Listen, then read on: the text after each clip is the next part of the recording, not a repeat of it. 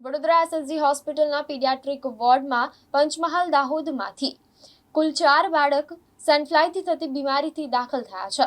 જો કે 8 વર્ષથી નાના બાળકોમાં આવા રોગ જોવા મળે છે, જ્યારે એક બાળકનું મોત નીપજ્યું હોવાનું પણ સામે આવ્યું છે। વડોદરા એસએસજી હોસ્પિટલના પીડિયાટ્રિક વોર્ડમાં પંચમહાલ દાહોદમાંથી કુલ 4 બાળક સેન્ડફ્લાયથી થતી બીમારીથી દાખલ થયા છે। 8 વર્ષથી નાના બાળકોમાં આવા રોગો જોવા મળે છે, જ્યારે એક બાળકનું મૃત્યુ થયું છે। માટીના ઘરમાં આ પ્રકારનું સેન્ડફ્લાય જન્મ લે છે, ખૂબ જલ્દી બાળકને બીમારી થાય છે અને મોત તરફ લઈ જાય છે। જ્યારે આમાં તાવ, ઉલટી, ઝાડાથી બાળક પીડાય છે। જો કે સેમ્પલ ગાંધીનગર ખાતે મોકલવામાં આવ્યા છે।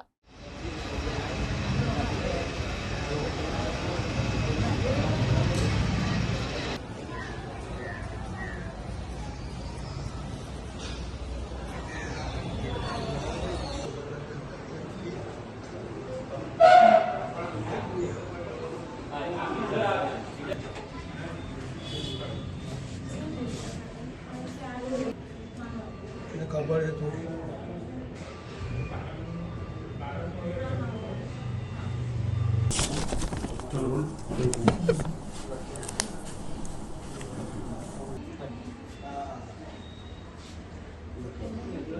એટલા માટે એ કેસીસ અહીંયા નથી જવા પડતા।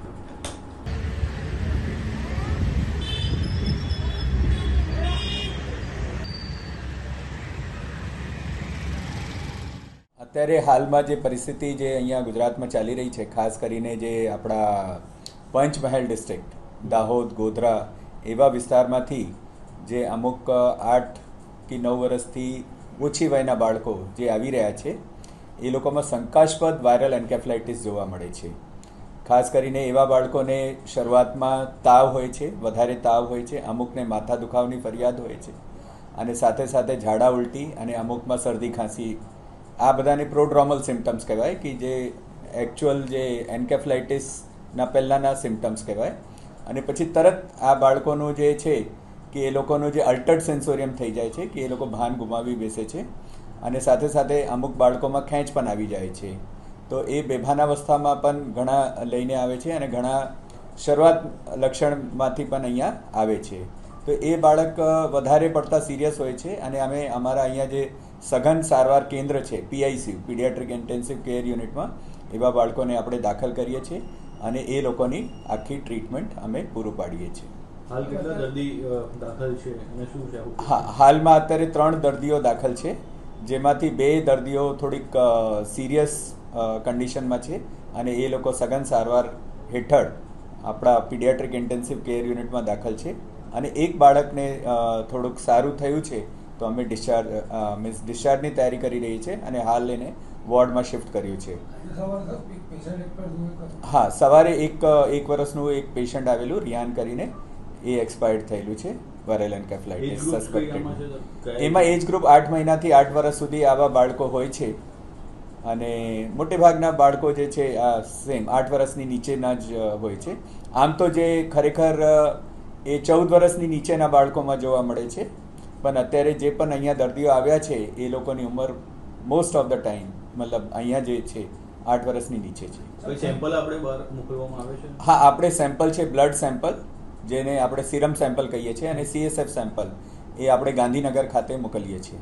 સર, જો પંચમહાલમાં કેસ આવ્યા છે એમાં કેટલા એક્સપાયર ટોટલ અત્યારે પંચમહાલમાં આમ છે જો 60% એક્સપાયરી રેટ છે, કેમ કે આમાં મોર્ટેલિટી રેટ વધારે હાઈ હોય છે અને એ પણ અમારી મીન્સ કે જેટલું પણ એને સરસ ટ્રીટમેન્ટ આપીએ પણ ડિઝીઝનું પ્રકાર જ એવું પ્રકારનું છે કે આ દર્દીઓ વધારે સિરિયસ થઈને મૃત્યુ પામે છે। પણ એનામાંથી ગભરાવાની જરૂર નથી, કેમ કે આ દર્દીનું જે છે કે એની જે સારવાર માટે તરત લઈને આવે તો એવા દર્દીનો બચાવ થઈ શકે। અને ખાસ કરીને જે પણ બાળકોને ગામડાઓમાં જે તાવ હોય, વધારે પડતું તાવ હોય કે ઝાડા ઉલટી હોય, તો એ લોકોને તરત દવાખાને લઈ જવું જોઈએ। વડોદરા સિટીમાં કંઈ એવું કંઈ દેખાઈ નથી રહ્યું? વડોદરા સિટીમાંથી મોટે ભાગના કેસીસ એવા નથી, આ બધા કેસીસ પંચમહાલ, ગોધરા અને એવા વિસ્તારમાંથી જ આવે છે। આ ડિઝીઝ છે ગામડાના વિસ્તારમાં, ખાસ કરીને જે ટ્રાઇબલ એરિયાઝ છે, પંચમહાલ, ગોધરા એવા વિસ્તારમાં વધારે જોવા મળે છે, કેમ કે ત્યાં કાચા મકાનો હોય છે અને એવા કાચા મકાનોમાં જે ક્રેક્સ એન્ડ ક્રિવાઇસીસ જે હોય છે એમાં આ જે સેન્ડ ફ્લાય નામનું જંતુ હોય છે એ વધારે હોય છે અને સેન્ડ ફ્લાય જંતુના કરડવાથી આ જે વાયરલ એન્કેફલાઇટિસનો રોગ થાય છે, બરાબર. અને ખાસ કરીને એ લોકોનું ગાય ભેંસનું તબેલા હોય તો એવા પર આ જે સેન્ડ ફ્લાય જે ફ્લાય છે એક જાતનું માખી છે તો એ ત્યાં બેસે છે અને એ બાળકોને જ્યારે કરડે તો આ શંકાસ્પદ વાયરલ એન્કેફલાઇટિસ થઈ શકે છે એવા બાળકોને.